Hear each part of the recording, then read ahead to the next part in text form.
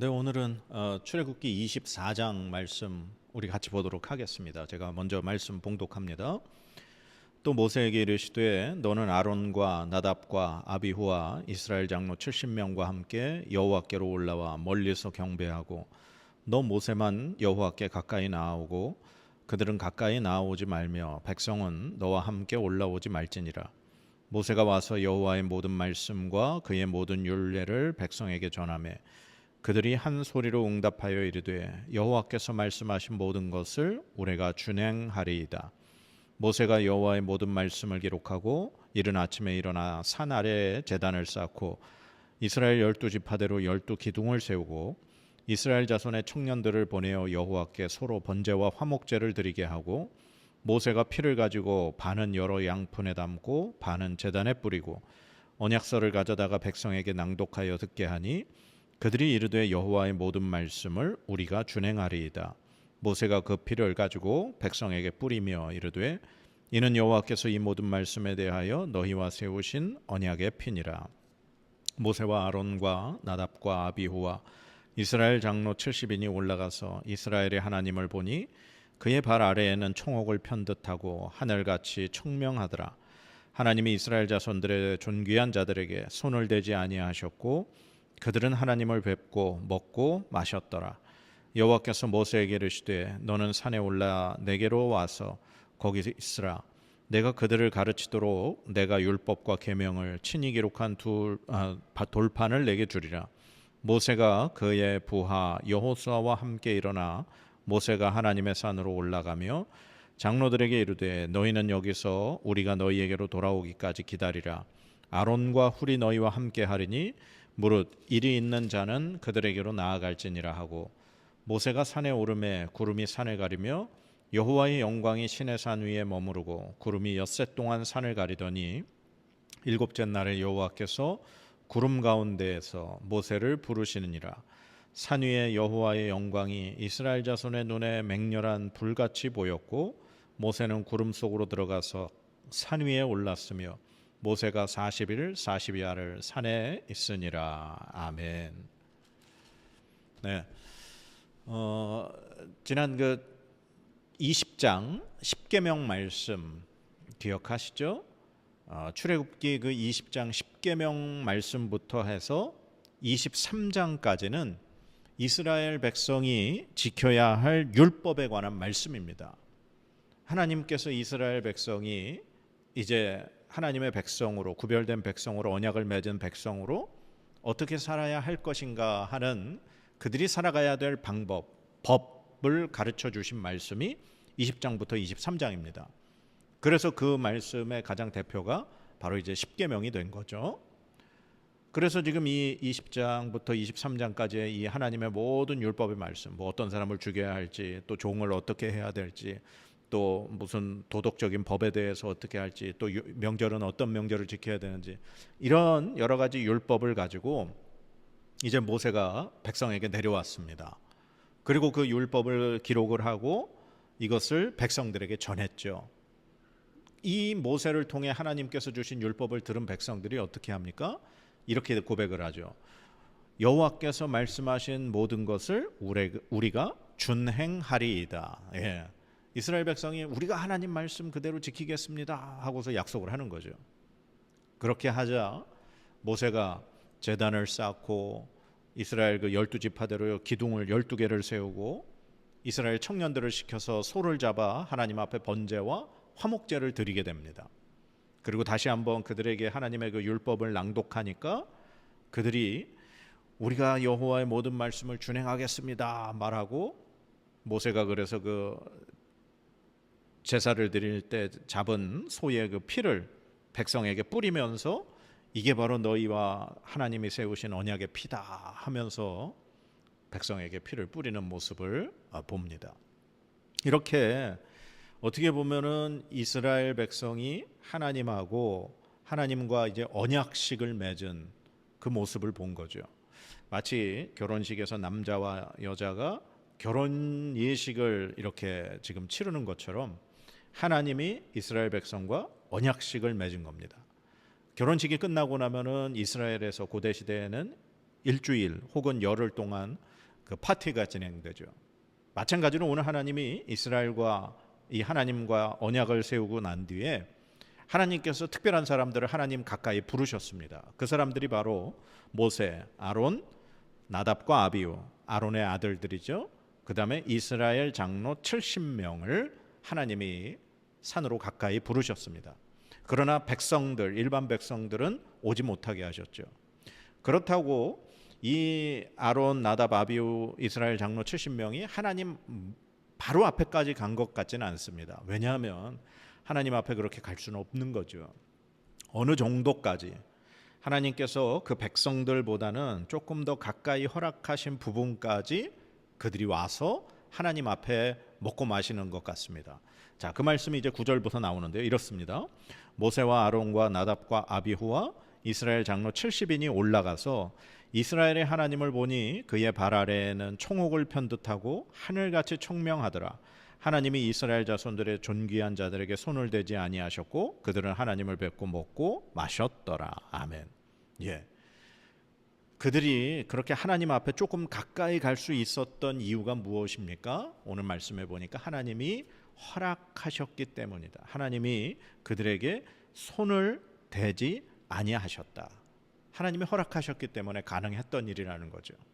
그래서 그들이 그 하나님 앞에서 먹고 마시면서 즐기는 그 모습을 우리가 보게 됩니다. 하나님 앞에서 이렇게 즐겁게 음식을 먹고 마시며 그 백성의 대표들이 그렇게 할 수 있었던 것, 하나님의 은혜라는 거죠. 우리가 하나님 앞에 구원받은 백성으로 이렇게 하나님 앞에 주일날 예배를 드리며 하나님 앞에 감사와 찬양으로 가깝게 나아가서 성도의 교제를 나누고 성찬에 예수 그리스도의 살과 피를 나누는 그 성찬에 참여하고 이렇게 교제 나눌 수 있는 이유가 무엇입니까? 하나님이 허락하셨기 때문입니다. 그래서 우리가 하나님 앞에 이렇게 예배의 자리로 나아갈 수 있는 것이 바로 하나님의 은혜라는 거죠. 그래서 구원이라고 하는 건 하나님께서 우리에게 베풀어 주시는 은혜라는 사실입니다. 우리가 무언가를 했기 때문에 우리가 무언가를 노력했기 때문에 하나님 앞에 나아갈 수 있는 그런 것이 아니라는 겁니다. 우리는 그 어떤 일말의 작은 것으로도 하나님 앞에 나아갈 수 없는 존재입니다. 하나님께서 허락하시고 하나님께서 받아주시고 하나님께서 은혜를 베풀어 주셔야 우리가 하나님의 그 은혜의 자리에 나아갈 수 있는 것을 오늘 이 말씀을 통해 우리 다시 한번 봅니다.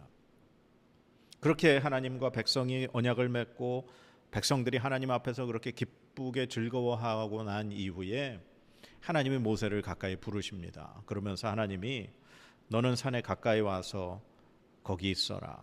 내가 그들을 가르치도록, 즉 이스라엘 백성들을 가르치도록 내가 율법과 계명을 친히 기록한 돌판을 내게 주리라. 하나님이 이제 모세에게 그 계명을 기록한 돌판을 주시려고 모세를 가까이 부르십니다. 그래서 모세가 여호수아를 데리고 하나님의 산으로 들어가죠. 그리고 백성들은 아론과 훌에게 맡깁니다. 장로들에게 부탁을 하죠. 내가 하나님 앞에 이제 가는데 만약에 무슨 일이 있으면 아론과 훌이 있으니까 그들에게 의논하고 그들과 해결하라. 그렇게 말하는 거죠. 그렇게 해서 모세가 하나님의 산에 들어가서 40일 40야 즉 40일 동안을 하나님의 산에 올라가 하나님께 율법을 받고 또 두 돌판을 받아가지고 내려오게 되는 거죠. 아마 여호수아가 모세와 함께 완전히 하나님 앞에 간 것이 아니라 이제 나중에 보면 이 여호수아는 산 기슭에 즉 백성과 이 하나님과 함께 가 있는 모세와 그 중간쯤에 여호수아가 위치해 있는 것으로 이제 보게 됩니다. 오늘 이 하나님께서 이스라엘과 언약 맺으시고 그리고 제사를 통해 이 언약을 확인하고 하나님의 그 율법을 모세가 전하니까 백성은 우리가 그 율법을 그대로 준행하겠습니다라고 화답하는 이 모습. 하나님이 이스라엘과 이 계약을 맺고 언약을 맺으신 이유가 뭘 것 같습니까? 오늘 그 대표들 백성의 그 존귀한 자들이 하나님 앞에서 먹고 마시는 것 저는 이게 바로 하나님과 함께 살아가는, 하나님의 은혜로 하나님 허락하셔서 하나님과 교제 나누며 살아가는 그 삶을 보여준 것이라고 생각합니다. 하나님이 이스라엘을 선택하시고 그들과 언약 맺으신 이유는 그들과 함께 살아가시기 위함이라는 거죠. 그들과 교제하기 위함이라는 사실입니다. 그러면 우리가 예수 그리스도의 그 보혈의 십자가의 은혜로, 구원의 은혜로 하나님께서 우리와 계약을 맺으셔서 하나님의 영을 우리에게 보내주셔서 우리가 어떻게 살길 원하신다는 겁니까? 예, 하나님과 함께 살기를 원하신다라는 사실입니다.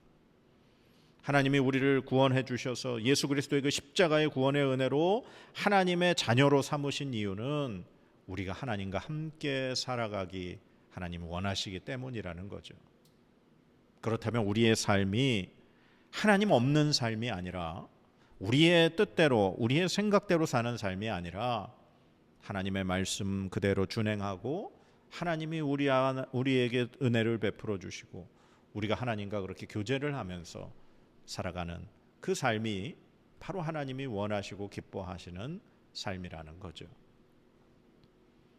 그리고 이 모든 것은 아까도 봤지만 하나님의 허락하심이 있기 때문에 가능하다는 사실입니다.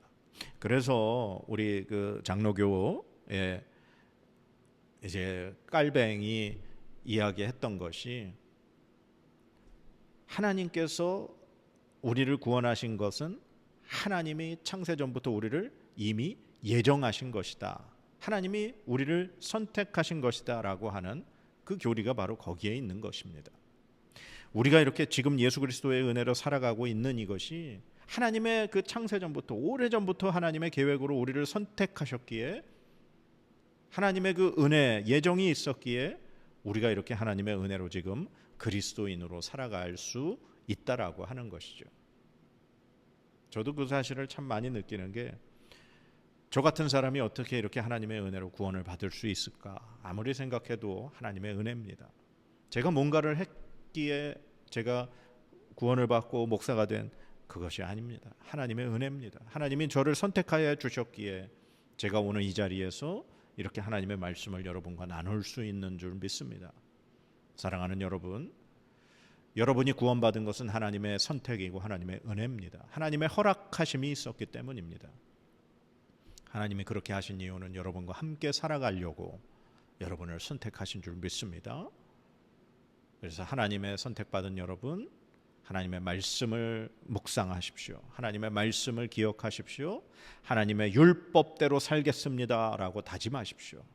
하나님의 이 말씀대로 살겠습니다라고 날마다 다짐하시기 바랍니다. 그럴 때 하나님이 우리 안에 허락하신 성령 하나님께서 우리와 하나님과 함께 살아가도록 우리를 이끄시고 인도해 주실 줄로 믿습니다. 기도하겠습니다. 하나님, 우리와 함께 교제하며 살기 원하시는 하나님, 그래서 우리를 구원해 주신 하나님의 은혜를 다시금 기억하며 감사와 영광을 올려드립니다.